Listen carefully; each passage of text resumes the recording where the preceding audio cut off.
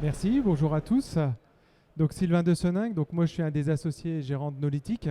Alors on passe juste après Diagrams qui vous a expliqué comment gérer et comment analyser de la donnée.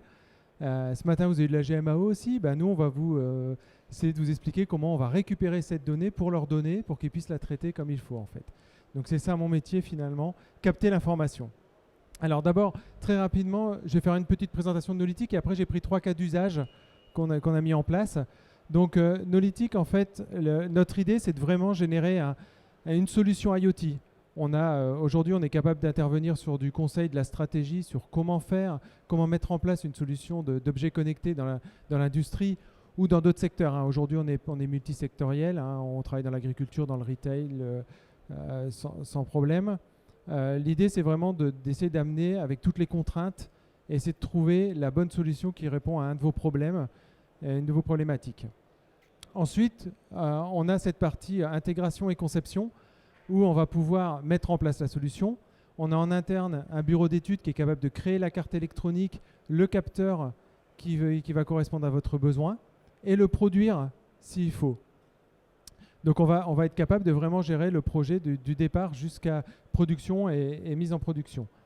Tout ça, en fait, je vais en reparler un petit peu. Là, je l'ai mis en rouge, c'est ce qu'on appelle le manager. En fait, ce qu'on s'est rendu compte, c'est que les personnes qui vont exploiter la donnée ne sont pas forcément les mêmes personnes qui vont gérer le réseau des objets connectés. Les applications métiers ne sont pas forcément adaptées à recevoir une information d'un réseau LoRa ou d'un réseau Sigfox pour utiliser des termes peut-être un peu barbares. Mais il y a tellement de types d'objets de réseau aujourd'hui que la data ne peut pas être directement dans le système d'information. Donc du coup, on a créé un genre de middleware qu'on a appelé le manager, qui va être en fait en charge de la gestion de toute la flotte d'objets connectés. On va pouvoir monitorer à distance, on va pouvoir mettre à jour les objets connectés, remonter des niveaux de batterie, par exemple des alertes, remonter les données des capteurs et les intégrer dans les applications métiers des clients. Donc là, on sera sur des protocoles beaucoup plus classiques. On va faire du FTP, on va faire de la base de données, du HTTP. Voilà, donc on se sort un petit peu de ces contraintes objets connectés. Et ça, je vais focaliser un petit peu ma présentation après sur toute cette partie. Donc cette solution est plus à destination des exploitants des objets connectés plutôt qu'à des exploitants de données. C'est pour ça qu'on apprend à des gens comme Diagrams ou la GMAO qui vont vous permettre d'exploiter vos données différemment. On a été créé en octobre 2009. Donc quand on dit start-up, oui, on était dans l'écosystème start-up, mais on est un peu plus vieux aujourd'hui. On est 5 personnes et forcément basé à Euratechnologies. Alors dans les 3 présentations que je vais vous donner, la première, c'est AGS. AGS, c'est des gens qui font du pointage et de la gestion de temps. Donc l'objet connecté, ils ne savaient pas trop ce que c'était. Et en fait, une pointeuse, aujourd'hui, ça se met au mur quasiment. C'est assez encombrant. On arrive le matin, on pointe, on repart le soir, on pointe. Imaginez ce projet il y a 4 ans à peu près, on a commencé. Et en fait, leur idée, c'était d'avoir un objet complètement autonome qui leur permettrait de pointer partout, que ce soit dans une usine ou que ce soit sur un chantier ou que ce soit dans un restaurant, de façon très simple, avec donc des contraintes d'hyperconnectivité, puisqu'en fait, quand on est dans une usine ou dans un restaurant, on n'a pas forcément un réseau Wi-Fi, on n'a pas forcément tout à disposition. De l'autonomie, quand on est en déplacement sur un chantier, qu'on va badger tous les personnes du chantier, il faut que ça marche sur batterie. Il faut que ce soit robuste, forcément. Et bien sûr, il faut que ça s'intègre dans leur application de pointage qui n'était pas faite au départ pour recevoir des objets connectés en communication 2G, 3G, 4G. Donc du coup, ce qu'on leur a proposé, donc vous avez la petite badgeuse là à droite. Donc on a construit ce projet-là, from scratch, j'allais dire, d'une feuille blanche, en se disant comment on peut répondre à ce besoin. Donc première chose, on a déjà mis une connectivité de type cellulaire, 2G. Aujourd'hui, on est à la 4G, mais à l'époque, on était en 2G. Maintenant, on est en 4G LTE. Comme ça leur permet de se connecter à peu près n'importe où. On a mis forcément une batterie pour de l'autonomie. Ils ont voulu un GPS. Alors ça, c'était dans les discussions que nous avons eues avec eux. C'est de dire, c'est bien d'être sur un chantier, mais s'il faut à chaque fois référencer le chantier sur lequel on est quand on est en train de badger à un moment, c'est pas évident. Le chef de chantier n'a pas forcément envie d'aller se connecter sur une interface ou faire des manipulations. Donc en fait, on a mis un GPS. Et en fait, à chaque fois qu'il badge avec un GPS, on sait que le GPS, c'est tel chantier, et donc on peut réaffecter le pointage à ce chantier. Donc ça permet de faciliter la restitution, la consolidation de la donnée. Ils ont voulu un écran pour savoir ce qui se passe, parce qu'en fait, le pointage, c'est quand même parfois des salaires derrière, des jours de présence, des temps de présence. Donc il faut s'assurer qu'on a pointé à la bonne heure avec que le pointage a bien été pris en compte. Donc du coup, on a mis un écran. Et après, on a toutes des informations. Hein. On a un témoin de charge batterie, on a un témoin de mémoire. Si jamais on badge, alors on peut mettre 800 pointages dans une badgeuse, mais si jamais on arrive au bout, avant que la badgeuse tombe en panne, on a des messages qui nous disent qu'il n'y a plus de mémoire. Et on a mis en place la solution manager qui va nous permettre de complètement gérer ces badges à distance. Donc sur ce type de produit, on va générer des alertes si jamais les batteries deviennent faibles. On va générer des alertes si jamais les badgeuses ne se sont pas connectées pendant X temps. Donc eux à définir en fonction de leurs clients ce qui les intéresse. Ça peut être 2 jours, 4 jours, 8 jours, voire plus. Et donc ils vont recevoir un mail les lundis, mercredis et vendredis pour dire attention, telle badgeuse ne s'est pas connectée depuis autant de temps. Veuillez vérifier, il y a peut-être un problème ou on ne l'utilise plus, pourquoi, etc. Donc on a mis des solutions d'alerting et on a fait toute la partie décodage forcément des données venant de la badgeuse pour les envoyer dans leur système de gestion de temps qui s'appelle Pléiade, qui est un logiciel qui ne fonctionnait qu'en FTP. Donc en fait, on génère des fichiers FTP automatiquement pour eux au fur et à mesure. Donc ce projet aujourd'hui, on a commencé le déploiement il y a à peu près 2 ans, donc juste avant, malheureusement, on a eu un an de déploiement puis le Covid. On a fait aujourd'hui 270 badges qui sont déployés.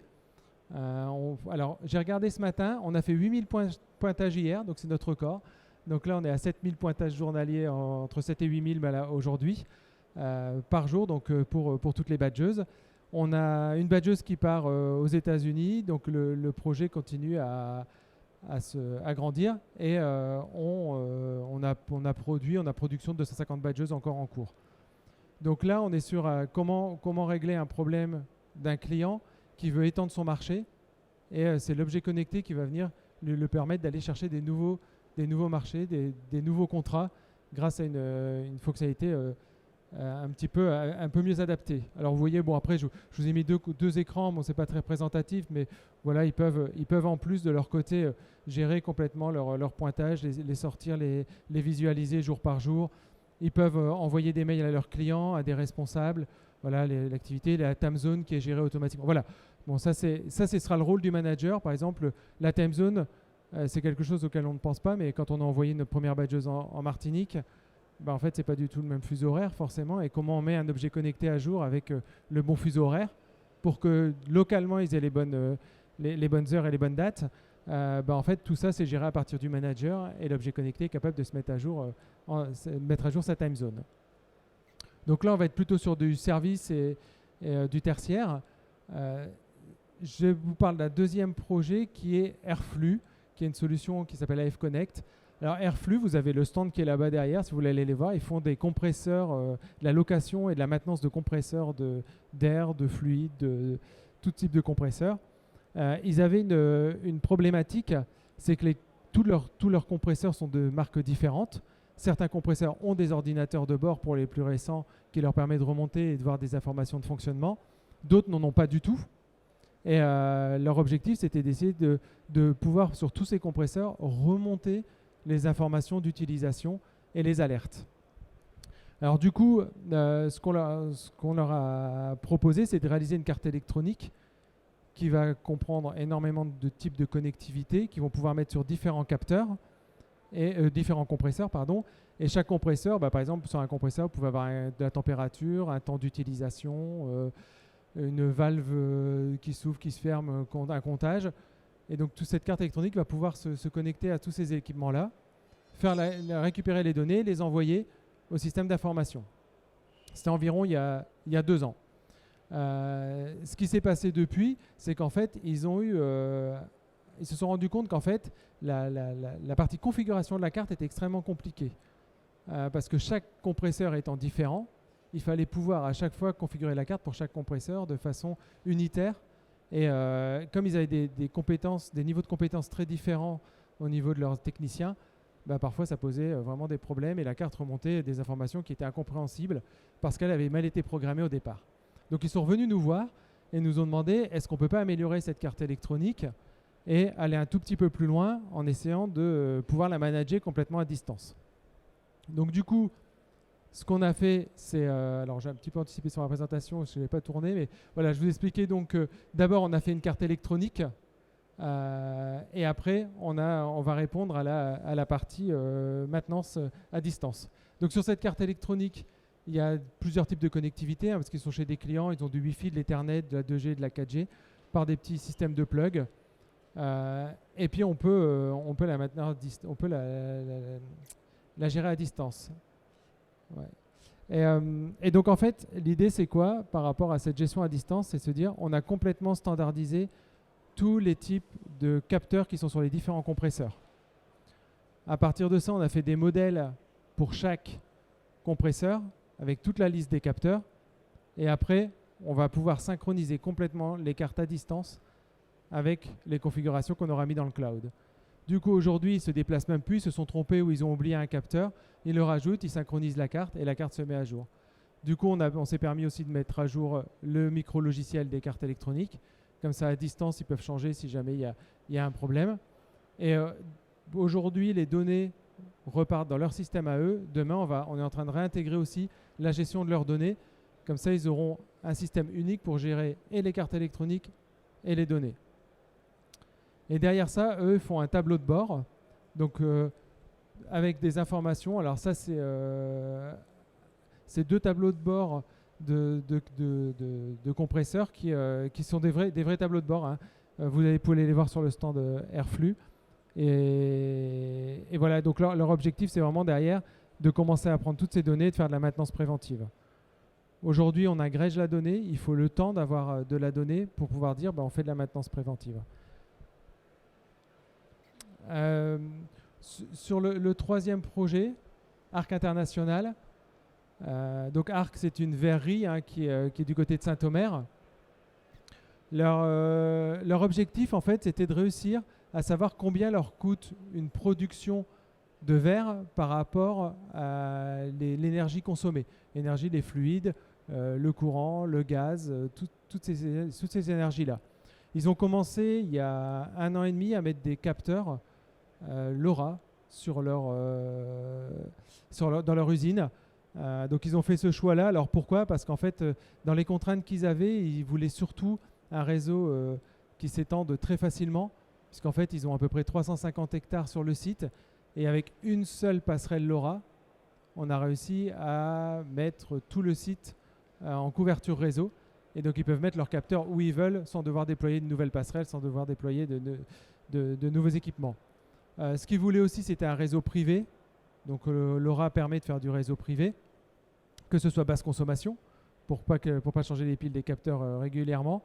Et surtout, ce qui était important pour eux, c'est de ne pas trop perturber la production, entre guillemets, puisqu'ils avaient déjà des capteurs qui n'étaient pas centralisés, qui n'étaient pas des capteurs qui remontaient des informations, mais simplement des capteurs sur leur machine. Et donc les gens de la production ont l'habitude d'utiliser ces capteurs et ces comptages. Donc du coup, ils ne voulaient pas qu'on y touche. Et ils voulaient que ce soit forcément rapide. Donc du coup, on leur a mis des capteurs LoRa. Alors nous, on n'a pas fait la première série. Hein, c'était une autre société qui a installé la Kerlink et les capteurs, avec une quarantaine de capteurs début 2020 qui a été mis en œuvre. Et ils ont tourné à peu près 1 an. Et après, ils se sont dit, OK, c'est bien, mais en fait, on ne récupère pas du tout les capteurs dans nos systèmes d'information. Donc on va se retrouver avec juste des données qu'on ne sait pas traiter. Donc encore une fois, ils sont venus nous voir pour nous demander est-ce qu'on avait des solutions pour pouvoir commencer à intégrer tous ces capteurs dans leur application métier pour qu'eux puissent commencer à faire leur tableau de bord et gérer la donnée. Donc pareil que pour Airflux, on a mis le manager en place. Donc le manager, en fait, il a la possibilité de gérer complètement les plateformes LoRa. Donc du coup, en fait, ils n'ont plus qu'une seule interface. S'ils déclarent un nouveau capteur, ils le déclarent dans le manager fait ce qu'il faut sur la passerelle LoRa pour que le capteur soit reconnu par le réseau et puisse commencer à remonter ces informations. Et ces informations sont remontées dans une base Oracle qui leur permet de commencer à traiter les différentes données et commencer à faire des tableaux de bord. Ça, c'était leur premier objectif. Et le deuxième, bien sûr, c'est d'aller plus loin. Là, maintenant, on remonte, donc depuis juin, on remonte vraiment une soixantaine de capteurs. Et maintenant, il faut commencer à consolider les datas, remonter les datas et commencer à faire de l'analyse pour savoir qu'une consommation coûte combien à l'entreprise en termes de flux énergétique, en fait. C'est vraiment ça leur objectif. Alors, pourquoi aussi on a pris du LoRa? Parce qu'en fait, les capteurs qu'ils avaient besoin ne sont pas des capteurs très spécifiques, hein, c'est des capteurs de pulsation, de compteurs de gaz, des choses relativement simples. Du coup, on a trouvé des capteurs. LoRa, c'était très bien parce que les capteurs existent déjà sur le marché. Donc pour eux, on n'a pas fait de carte spécifique et on ne produit pas de carte, on achète simplement des capteurs qu'on vient mettre en œuvre. Et donc pour eux, voilà, la conclusion, c'est qu'ils ont 60 capteurs opérationnels. On continue avec eux sur les capteurs de vibration. C'est un sujet un petit peu plus coriace que des capteurs de pulsation, parce que bien amener une pulsation et bien identifier la pulsation, si elle est correcte, pas correcte, si c'est un mauvais fonctionnement, c'est quelque chose qui est un petit peu plus compliqué. Mais ça va arriver certainement début 2022 sur cette partie-là. Et puis continuer à déployer des capteurs de pulsation classiques pour un objectif à 100-150 capteurs sur toute l'usine d'ici mi-2022 à peu près. Voilà, alors juste, je voudrais revenir sur quelque chose, c'est la façon dont ces sujets sont appréhendés. En fait, je pense que quand on fait un objet connecté, on a beaucoup de personnes qui viennent nous voir en nous disant « je voudrais telle techno ou telle techno ». Je pense que c'est un mauvais choix d'arriver par là. Il faut vraiment arriver par le fonctionnel. Qu'est-ce que vous avez besoin? Aujourd'hui, il y a beaucoup de techno sur le marché. Vous entendez certainement parler des Sigfox. Là, j'ai parlé de LoRa, on a de la 4G, on a du Wi-Fi, on a de l'Ethernet. On a vraiment beaucoup de choses. Mais ce n'est pas ça qui va faire que votre objet connecté va fonctionner ou pas par rapport à votre besoin. Il faut qu'il réponde vraiment à un problème et il résout un de vos problèmes. Et ça, c'est vraiment important. Toujours amener l'aspect fonctionnel, pas du tout l'aspect technique. Voilà, c'est un petit message que j'aime bien faire passer parce qu'on a beaucoup de clients qui viennent avec de la techno et ce n'est pas souvent les projets qui fonctionnent bien en fait. Voilà. Voilà, je ne sais pas si vous avez des questions. Alors j'ai fait rapide. Non mais c'est très bien. Rapide et concis, mais très clair. Merci beaucoup Sylvain pour cette présentation. Donc évidemment, la remontée d'informations, parce que l'information devient finalement le nerf de la guerre. C'est ça. Est-ce qu'on a des questions notamment sur la partie capteur? Alors capteur de vibration, on est sur plutôt de l'ultrason ou plutôt, plutôt analyse Non, alors en fait il y a plusieurs technos, mais là celui qui est en train d'être choisi, c'est des accéléromètres extrêmement précis en fait, qui nous donnent des vibrations. Souvent, alors soit c'est du mercure à l'intérieur, soit après, faut voir. On n'a pas encore qualifié le capteur qui va leur permettre de faire ce qu'ils veulent faire. Okay. Donc, mais là c'est typiquement un capteur sur un moteur, et puis quand il vibre de trop, essayer d'envoyer une personne faire de la maintenance. Avant que ça casse complètement, quoi. D'accord. Des questions? Alors peut-être sur la production, ce qui est aussi important, c'est si vous voulez faire votre propre capteur, c'est toute cette partie production où il faut aller faire des certifications, CE, CEM, et après réussir à trouver un industriel. Alors nous on travaille beaucoup avec Eiffage qui est à Béthune, qui nous produit beaucoup de nos cartes. Parce qu'en fait, moi, je produis pas. J'aide à la production, je gère les projets de production, mais j'ai pas d'usine analytique, pas encore, peut-être un jour. Voilà, la production, c'est aussi quelque chose qui est à prendre en compte si vous voulez faire vos propres capteurs et qui coûte quand même pas mal d'argent. Donc, c'est vraiment aujourd'hui, on a la chance d'avoir une multitude de capteurs sur le marché, surtout en industrie. Qui sont peut-être juste interconnectables et des solutions et puis remonter assez facilement les données. On n'est pas obligé de partir sur un projet d'IoT qui va nous durer 3 ou 4 mois. Aujourd'hui, on a moyen d'aller assez vite sur des solutions assez rapides en déploiement. Des solutions standards surtout. Ces solutions standards, voilà. En fait, la problématique, c'est plutôt de tout intégrer ensemble pour que ça fonctionne. Oui. Individuellement, on a plein de capteurs, mais après, pour que ça fasse un ensemble cohérent, c'est plutôt ça la difficulté parfois. Et si on résume un petit peu, quels sont les 3 points vraiment à avoir à l'esprit pour bien choisir son capteur? Fonctionnel. Il n'y en a qu'un, je pense, c'est le fonctionnel. Alors, ça peut être un fonctionnel qui soit assez technique aussi. Par exemple, le capteur de vibration, on me dit il faut qu'il marche pendant 3 mois sur batterie. Voilà, par exemple, ça peut être quand même un besoin technique. Par contre, c'est vraiment le fonctionnel qui va guider. Alors ça, c'est lister les besoins quand même avant tout. Voilà. Après, si on regarde le cas d'Arc International, on a fait le choix de LoRa. C'est sûr que maintenant, techniquement, on va être un peu bloqué dans ces capteurs LoRa. Donc, si demain, il nous demande un capteur qui n'existe pas du tout sur LoRa, il faudra soit le porter sur LoRa, soit changer de techno, ce qui risque d'être un peu compliqué. Donc voilà, c'est pour ça que c'est très difficile de se projeter dans 5-6 ans. Il y a des clients qui disent, mais dans 5-6 ans, j'ai un client qui m'a dit, mais la 4G, pourquoi je ne mets pas de la 5G maintenant? Est-ce que dans 5-6 ans, j'aurai encore de la 4G? Oui, il y aura encore de la 4G dans 5-6 ans. Donc le choix 4G aujourd'hui, il reste le bon choix. On n'est pas tous obligés de passer à la 5G demain parce que la 5G existe. On voit la 2G, ça existe encore et ça existera encore. Même s'ils parlent d'arrêter tout doucement, ça existera encore longtemps. Donc, mais c'est vraiment je pense que c'est le fonctionnel qui doit vraiment guider tous vos choix. Qu'est-ce qui vous embête et est-ce qu'un objet connecté peut le résoudre? On a déjà eu des cas aussi où non, on ne peut pas faire d'objet connecté pour résoudre cette problématique-là. C'est pas ça qu'il faut, c'est autre chose. Tout n'est pas résolvable avec un objet connecté. Et l'idée de ne pas mettre non plus des capteurs partout, cette idée-là aussi, elle est... Est-ce que mettre des capteurs sur des machines qui n'ont pas forcément besoin d'être monitorées? C'est du fonctionnel encore, ouais, c'est tout à fait ça. Si ça sert à rien, si la donnée n'est pas nécessaire, si on va pas savoir quoi en faire, autant ne pas le faire. À la limite, c'est encore mieux. Mais c'est pas toujours simple, parce que comme disait Diagrams tout à l'heure, au plus on va avoir de données, au plus on va peut-être pouvoir trouver de la cohérence. Et alors je vais donner un exemple tout bête, mais il y a peut-être une machine qui casse en début de chaîne de production.